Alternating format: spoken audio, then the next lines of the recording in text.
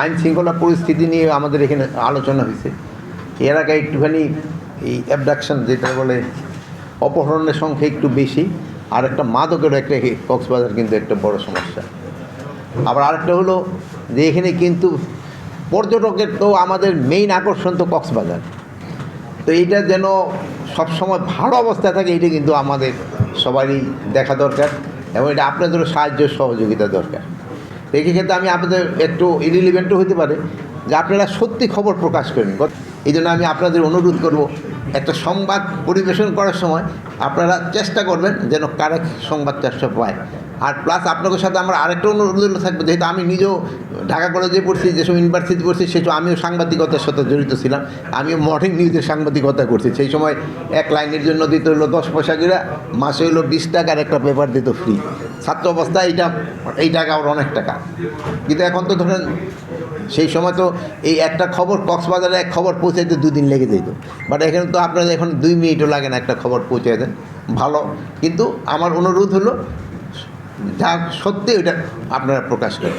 আর দুইটা ক্ষেত্রে হলো যে এই দুর্নীতির উপরে আপনারা অবশ্যই ফলাও করে লিখবেন। দুর্নীতি কিন্তু আমাকে এই সমাজ, আমি বলছি দুর্নীতিটা যদি বন্ধ করা যেত, আমাকে সমাজ থেকে সব কিছু সমস্যার সমাধান করে ফেলা যেত। বলছেন এখানে অপহরণটা অনেক বেশি, অ্যান্ড অপারেশনের সাথে কারা জড়িত এটাও আপনারা জানেন। যেহেতু কক্সবাজার যদিও অফিসিয়ালি 12 লাখ রোহিঙ্গাকে এখানে আশ্রয় দেওয়া হয়েছে, কিন্তু সংখ্যা কিন্তু আরও বেশি এবং তারা কিন্তু বিভিন্ন অপকর্মের সাথে জড়িয়ে গেছে, বিভিন্ন অপকর্মের সাথে জড়িয়ে গেছে।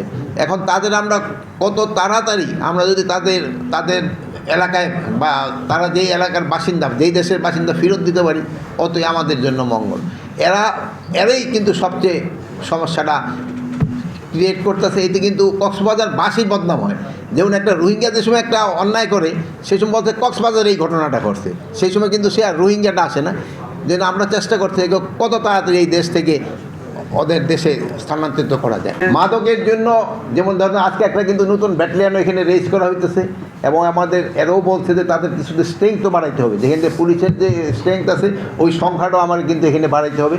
প্লাস ওই যে আমাদের যে মাদকে যারা আছে এই তাদেরও কিছুটা আমরা সংখ্যা বাড়ানোর চেষ্টা করতেছি।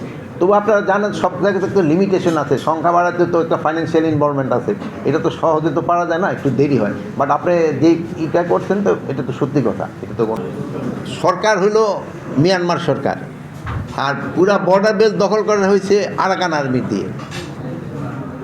এখন হয় কি বেন ওই ইসের থেকে যে জিনিসপত্র আনার সময় সীমা মিয়ানমারের এলাকা ধরেন ইসের থেকে মাল, শীত হয়ে থেকে মাল আসবে, ওরা ওখান থেকে ট্যাক্স নেয়, আবার এদিক দিয়ে ক্রস করার সময় আরাকান আর্মিও নেয়।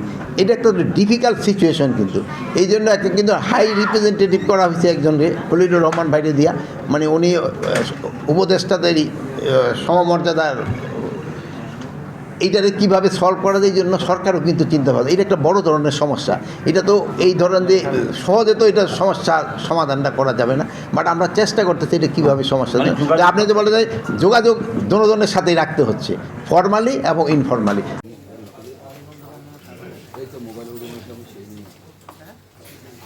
স্বরাষ্ট্র মন্ত্রণালয় ও কৃষি মন্ত্রণালয়ের মাঠ পর্যায়ের কর্মকর্তা প্রধান অতিথি হিসেবে উপস্থিত রয়েছেন স্বরাষ্ট্র লেফটেন্যান্ট জেনারেল মোহাম্মদ জাহাঙ্গীর আলম চৌধুরী।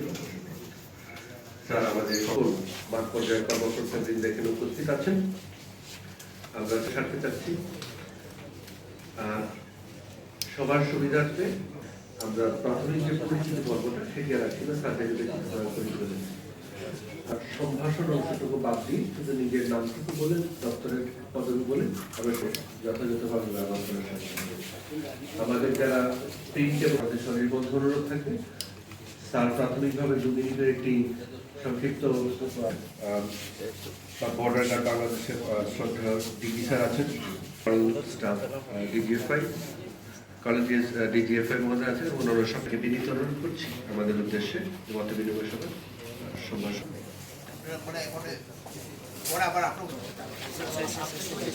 আপনারা ফটো দেওয়ার সুযোগ পাবেন, আপনারা আমাদের এটা সুযোগ করে দেবেন। আমাদের যদি বাহিনী বা আমাদের যে আমাদের যারা আছে আমাদের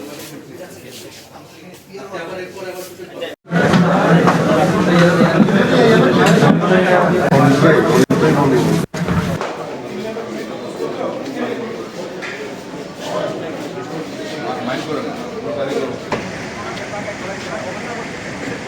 vô, chạy vô.